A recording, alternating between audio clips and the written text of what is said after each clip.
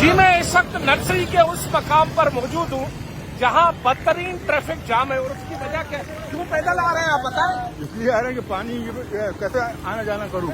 अच्छा, आप भी पैदल आ रहे हैं, क्यों आ रहे हैं पैदल? ये बरसात की वजह से आ रहे हैं। ये कराची में बहुत बरसात है, बहुत हालत खराब है। ये देख रहे हैं बंदे काफी बेचारे परेशान हैं, बाइकें खराब हो रही है, बहुत परेशानी चल रही है। ये आप देख सकते हैं मेरे पस मंजर में इस वक्त वो नर्सरी का वो मकाम है जहाँ पर पानी मौजूद है, जिसकी वजह से ट्रैफिक अमलन मुअत्तल है।